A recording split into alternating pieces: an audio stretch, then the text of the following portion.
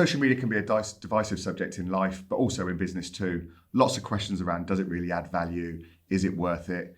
If so, how?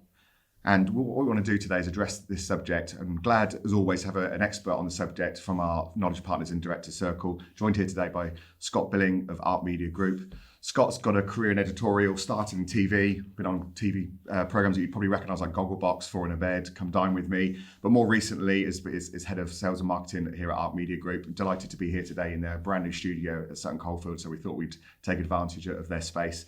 And before we get into the subject, just remember this is just a snapshot of what happens inside the Director Circle. So if you want to get more involved, just go into our website, www.directors-circle.com, and you'll find lots of information there and ways to get in contact with us. So Scott, thanks for joining us. Hello, thanks for having me. Good to see you. Good to see you. So yeah, this notion of social media and, does it really add value? I suppose I'll start with that question. Does it really add value for businesses? And if so, why and how? It absolutely can. I think it's obviously a broad question in itself there, but I think it really depends on what your goals and objectives are, and whether the resources and the time that you have are realistic in order to achieve those. So I think as a business or a business leader, I think it's about having a really clear idea of why you're doing it. I think there are an awful lot of businesses and individuals who are doing it more as a tick box exercise because they feel that they should. And I think that firstly, it only gives you what you put into it. A very sort of obvious place to start, but one of the things that we encounter all the time is somebody or a person or a business who may post on their social media, leave it 6 weeks, post again, and then have no sort of impact or no results. And that's just unfortunately not how it works. Yeah, there's a couple of things that resonate. And we'll dig into this a lot more as we get through this podcast. But I think what you said there about why resonates with me. I think business leaders not always the most tech savvy. Let's be fair. But even if they are, it's often they should be doing it. They're told it's where it's all at now. It's where their customers are, where their prospective customers are. So they just start doing stuff. And there's one of the things I find when I'm working with clients is when you start to ask the question about why you're doing it, what you're trying to achieve here, very often there's no strategy behind it, which is challenging. But also your point as well that if you're in, you got to be in. So I mean, let's just explore that kind of why. For you. Why should they be on there? What are the reasons they should be? I think there's a couple of things. I think it's obviously a way to widen your network in terms of people that you may not have met yet or may never actually meet in person, given the way that the world is and the way that we now communicate. I think it absolutely can have an impact on things that people really care about, which is, let's be honest, awareness of your brand, lead generation, positioning of the brand, in fact, in terms of taking a traditional business into a sort of new era or new industry, but you can't achieve all of that. Yeah. You have to really drill down into what it is that you're looking for, and I think deciding between a sort of long-term and short-term strategy. If you're in a business and you're sort of desperate for lead gen, desperate for sales, then do that. Yeah. But then, don't necessarily be trying to think about the long-term growth of your channel or your page or whatever it is. I think it's really about understanding, rather than trying to do a bit of everything, really trying to understand what it is you want to do, because it can do it. If you really put time and thought and effort into it, you can have real tangible ROI and achievements, but it's up to you to work out what you want those to be. And that focus resonates with me. I'm old enough to remember a world pre-digital, I suppose. And when you think about marketing in its broader sense, you touch there. What we're trying to do here: lead generate, improve our brand awareness, our personal brand. I mean, they themselves are big areas to cover. And pre-digital, you would never have put your marketing plan together and said, let's do an advertising campaign to do all those things. You would never have.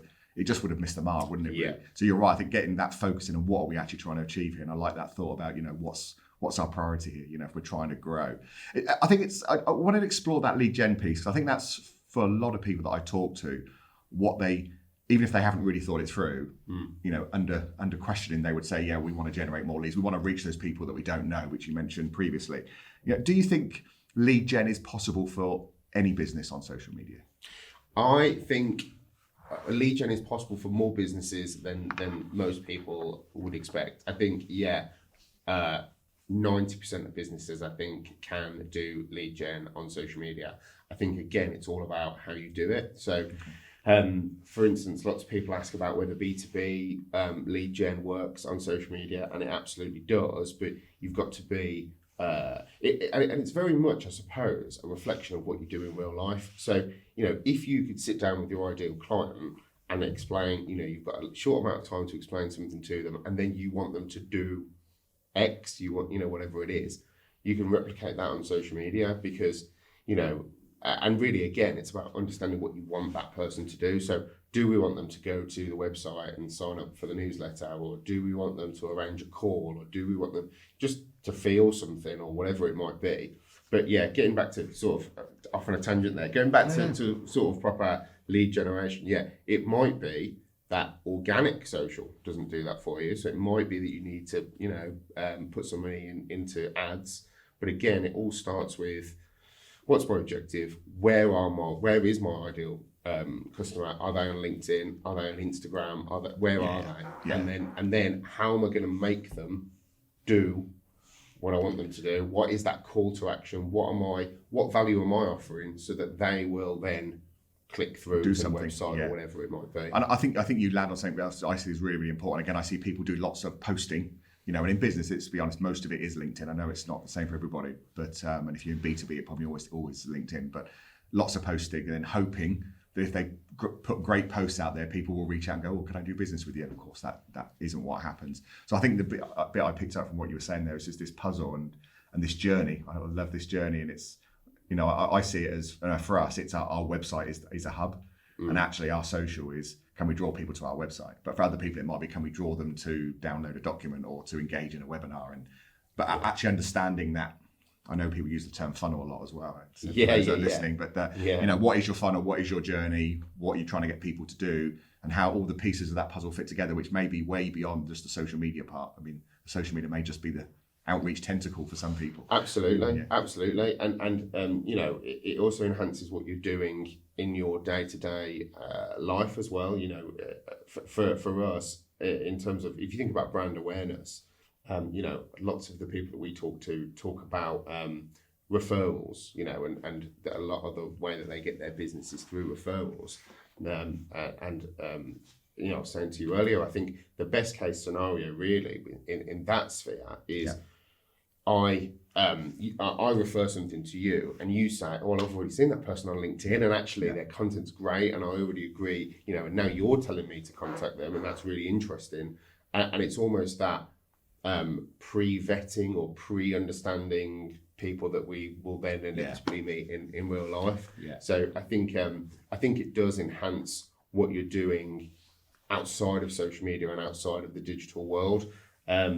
I think one other thing I would say is that I think a lot of people will sit down and if you sit down at your laptop or a phone or whatever it might be and start thinking about what you're going to post, you've sort of already missed the point. And I think something that we try and encourage people to do is actually sit down with a piece of paper or whiteboard or whatever it might be and think about the next few weeks and think about the next quarter and think about the quarter after that, so that you can then run a thread from what I'm going to post today all the way through to how does that journey then get me to what we're going to try and get people to do in Q4 once they've bought that trust and loyalty with us. Rather than looking for that magical daily piece of inspiration that you think might just inspire hundreds of people to reach out to you and go, we should do business, which is probably not what happens. 100%. And equally, that's maddening as well for a lot of people to sit down every day with no thought and go, what am I going to post? That is a massive contributor to people then not doing it because it's too hard. Whereas actually, if you sit down once a week and come up with 5 ideas, it's way more fruitful, it's way more joined up. It actually translates itself into a strategy if you do it right. Yeah, absolutely. Well, I like that because I mean, you can almost reverse strategy from there. But I think I'm already just talking to you, Scott, starting to see that this need to be really clear about why you're doing what you're doing, understanding how social, you know, and we haven't touched on video. I'll come back to video, but how that kind of fits into what's the puzzle it fits into for your marketing activity digitally, and then, you know, what is the plan to execute and looking ahead and being planned. And I think for me, I think that's a really clear message for people here, isn't it? It's like, you know, but even you're right. I mean, I'm a strategist, so I struggle with just starting with a plan. But I think if you're working a plan, you by definition now are doing stuff proactively, and you will probably then start to reverse engineer your strategic thinking, which absolutely. I see where you're coming from on that. Yeah, absolutely. Let's go back to the referrals, because this is where I've come to, and you're kind of, I think, reinforcing where I'm at. I think B2C, I see the absolute, you know, what you're talking about. I think B2C do it really well. It's an obvious place to really do what they would do in any medium through social to attract people, get calls to action, get them to go to websites or whatever they're trying to get them to do, to buy products, etc. It's very, for me, B2C, it's a more straightforward conversation, I think. B2B, I think is more tricky. But I was quite anti B2B and lead generation, if you like, because what I do know is that most B2B markets are getting more and more work from referrals, old-fashioned referrals, as the world becomes noisier. They're almost like distrusting of, can I really trust the Google search? So I'm going to ask my mate who's a trusted advisor, and I'll see what he says. But I think where I've talking to people like yourself and others, I am starting to see how that's number one. I want to come back to that because I think there's a joy net which I think I've discovered. But I think you're right. There is a journey that B2B companies can go on to as well, and most of them can attract leads, new people they've never talked to before. I think that the challenge for me is it's quite hard for them because it's not what they're used to doing. Yeah. I'm not sure yet that's the bigger win than the referrals. Yeah. So I want to come back to the referrals because I mean, maybe a little story here might bring this to life. I was with a professional services person recently who had recommended a lawyer to one of her clients, someone she knows and trusts and knows is a great lawyer. And she spoke to our client a couple of weeks later and said, "Oh, did you speak to my lawyer friend?" And she said, "No, I didn't actually, because I went on their LinkedIn profile, and to be honest, they didn't look like they could really do what I wanted them to do." So you said earlier about if someone gets referred to you, you want at the ultimate. I love what you said. The ultimate place is to go, "We actually have already seen them," and so that makes sense now. You've reinforced what I might have been thinking. Yeah. But I think even before that, just to say, if somebody does refer you and they check you out, you want to be credible and be saying the right thing. So I'm 100%. I'm saying to people, I think we're in this space ourselves, is that stuff needs to be on. We might not generate leads, but actually it's good, credible content that shows we are who we say we are and we can do what we say we can do. Does that resonate with you? 100%. And even to the point of I've had people say to me, "Yeah, I went on this person's LinkedIn and they haven't posted anything for 12 months. So I wondered whether they were even still doing it, like whether they, whether they were still in business or still in that field." So, there is that as well. I think in terms of those platforms that are important to you, it is important to be active on them so that people know you exist. I think you're right though. I think we've all been there, and I certainly have numerous times met people in real life that I was connected to on Twitter first, and going, "Oh, great, oh yeah, no, I've seen what you've done there, and we should have a conversation," and all of that sort of stuff. So there is the whole indirect element to it, as you say, in terms of the referrals. And another thing that we do for our B2B clients is just sort of like positioning them as experts in their industry, in terms of, we know what we're talking about. We're not listening to the conversation. We're driving the conversation. Yeah. And again, a number of our B2B clients, when I had the initial conversations with them, they're like, "Well, we don't really post anything on social media because nobody really cares. Like, who cares about whatever it is that we do in manufacturing, for instance." And the response for me is always the same. We're not targeting Joe blogs. We don't want 5 million followers for in your network.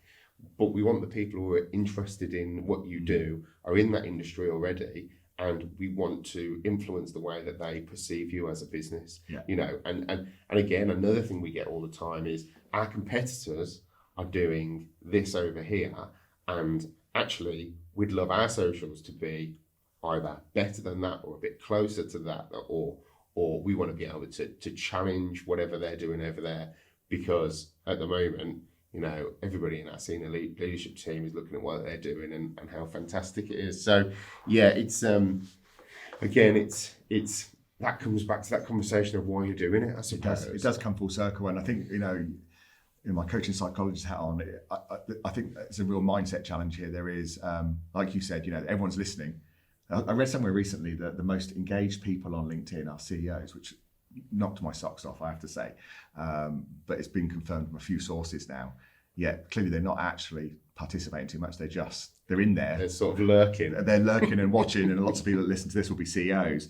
But I think you're right. There's a mindset that says if you want to be seen as the expert, well, then you have got to be leading the conversation. So absolutely, get over yourself, and I've certainly had to take that pill. But I think as well is again about I think the hardest thing that I had to overcome, and I've had to help my clients overcome, is just sometimes it does feel like nobody does care, nobody's listening, and they probably aren't. Yeah. And you aren't generating leads, but actually you are laying down, as you said, kind of evidence that when they do care because they've been told they should speak to you, that's so important. So important. Yeah. And the other thing I'd say to that, Jace, is I do think sometimes people are looking for the results of it a little bit too quickly. So they'll and again that comes back to that consistency that I was talking about at the very beginning, where they will begin posting, they'll get 3 likes on a post, they'll get 2 likes on a post, and they'll go, oh, this isn't working, nobody cares. Yeah. But actually, if you can do that sort of trial and error piece where you go, well, that didn't perform, but that did, and that didn't, then you keep that consistency, you really can grow, I believe, a following in almost any industry. Because it's a cliche, it's overused, isn't it? But everybody that's successful on LinkedIn and Facebook and wherever it is started with no following, with no likes. Their first 6 months they got no interaction and no engagement, but they built it up. And again, I think if you've got that really clear vision of, okay, we're a B2B business, we're going to use LinkedIn, and we're going to use LinkedIn because we want to be seen as a thought leader in the industry, and therefore we're going to do a bit of research, and every quarter we're going to lead the conversation on this topic, whether it's sustainability or whatever it might be. And you really stick with it, then I think almost any business can achieve a certain amount of success. And I think that notion is, for me, it's about trust, isn't it? It's like what's what we want ultimately. We want people to trust us, so they reach out to us, or they engage with us. You can't just create one or 2 posts and build trust. You've got to, as you said, be true to your message, why you're doing what you're doing, keep it going, be consistent, and over time. And I do see this. It seems like you think nothing's happening. Suddenly somebody pops up and says, "I've been watching you for the last 12 months." 100%. It's like, "Well, where did that come from?" And it's like any other marketing channel, isn't it? You start running a certain type of event, and you don't get thousands of people turn up to the first one, and it's the same with your SEO or your PPC, whatever it might be. You've got to build it. 100%. Yeah. So just to finish off today, Scott, just we talked about from a business perspective, but I think we talked about brand, but I think from a leader and a personal brand perspective, I'm interested in how you think social would help there, whether it's for their external personal brand or even as a leader within their own organisations. Even what are your thoughts there? Absolutely, I think personal brand, if done right, is a really, really powerful tool, and actually a lot of the and take LinkedIn again. We've talked a lot about LinkedIn, but staying with it, it's easier for people to interact with an individual post than it is with a business, and that's sort of the way the platform has been set up. And I think that even as a sort of bare minimum of seeing that person who is in a position of power or leadership or whatever it is, to see them engaged, whether it be within their own business or within their own industry, there is almost no way in which that can be a negative. And I think there's lots of businesses out there that the leaders, LinkedIn is almost used as internal comms, and used to announce things and keeps people engaged, and obviously depending on the size of the organization that can be fantastic. But I think there's also a really strategic point to it where you can say things as a person, as an individual, that you wouldn't write or you wouldn't create the content from your business page. I think there's an awful lot of people, you have that sort of formality, that tone that you have from a business, and then actually as an individual, whilst you've still got to be vigilant of that, you can get away with a little bit more, you can be more personal, you can add your own opinions, you can add sort of, and a good example is when an individual reposts content from a business page, and I think sometimes the mistake can be to just repost it. Whereas actually, if you repost it and give a bit of extra value or a bit of extra flavour or whatever it might be, 100%, then that's what differentiates those sort of, if you think about the brands as having certain pillars, that's what the difference is. And again, lots to resonate for me there, Scott, because I'm thinking of leaders with, the bigger they get, probably the more relevant this is, a demographic where, probably going to be a lot younger than them working for them. Yeah. And more engaged with social. So that's obviously an obvious place to connect. But I'm just, as you were talking, I'm thinking, lots of leaders now talking about how do I be more authentic, and we need to be more authentic leaders and more vulnerable. What better than actually to talk personally through that channel and demonstrate some of that, which you can't, it depends on the size of your business, obviously, but if you've got lots of people doing that one-to-one, becomes nigh on impossible, doesn't it, on a regular basis? Absolutely. Scott, thank you for that. There's so many takeaways now. I mean, I think my big takeaways are being really clear about why you're doing what you're doing. Understanding this is probably just part of a puzzle of marketing, and it depends what you're trying to achieve, and keep focused on what you want to achieve, having a plan, and then really using it so that that personal brand, whether it's for leadership or for the business, actually is out there and people already know you, which I love that. They already know you, that's awesome. But, if they check you out, then they're going to go, this is somebody we want to do business with. And they're great takeaways from me, Scott. So thank you for that. We're going to be back with Scott for a second episode. We're going to talk about some top tips to supercharge your social and video content. But until then, if you have any questions, reach out to us at the Director's Circle or to Scott at Arc Media Group. But until then, thank you for listening to Inside the Director's Circle.